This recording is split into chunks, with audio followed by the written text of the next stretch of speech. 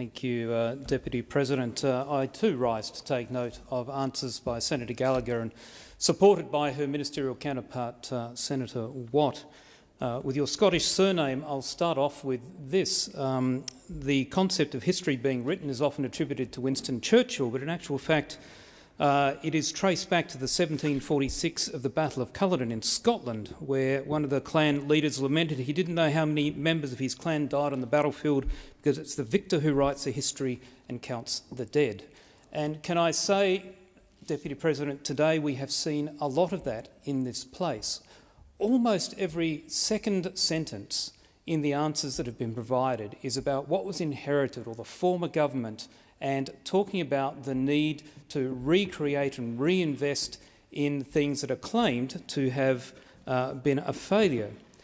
The test that the Treasurer, who Senator Gallagher represents, held out for himself about the success of their government was what happens to power prices, what happens with apprentices and manufacturing, and what happens with wages. And so there's been a lot of talk about training and manufacturing and skills in this question time.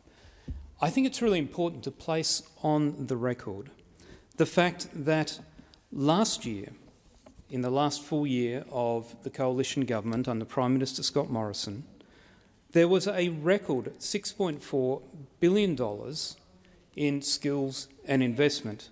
We actually had the most apprentices in training since record began in 1963. Let me just repeat that. The most apprentices in training since records began in 1963.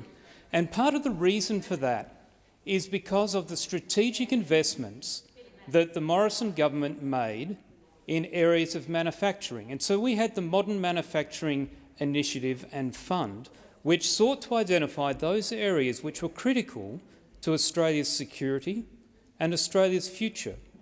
Now, that went to important areas such as defence, space, medical goods, supply chain resilience, critical minerals, the things that the world has identified, particularly during the period of COVID, are critical to a nation's security.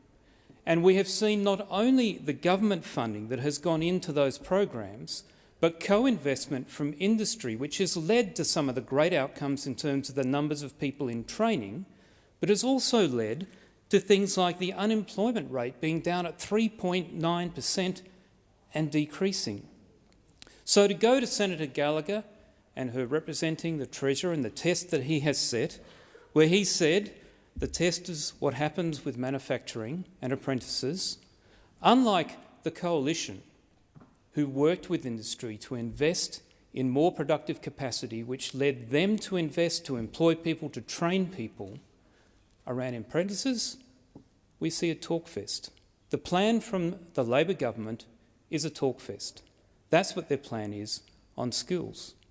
And when it comes to manufacturing, for those who read The Australian on the 24th of July, there was quite a substantive article expressing concerns which I have heard on the ground from people within both the space and the defence sector, that the Razor Gang within the Albanese government, as they seek to find savings ahead of the budget, have actually put a pause on the modern manufacturing grants, which means that companies who have invested, who have employed, who have started to train people are now expressing concern to me, and were expressing concern to the journalist who wrote the article, that these projects which underpin Australia's sovereignty, our security, our supply chain resilience, are now in doubt.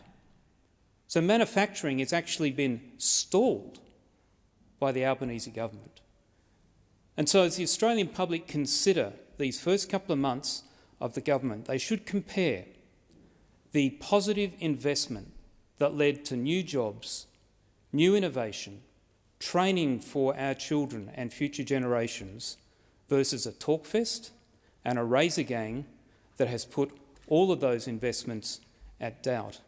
And the Australian public, I think in time, will realise that those people who have chosen to rewrite history in actual fact have no real plan to create a future.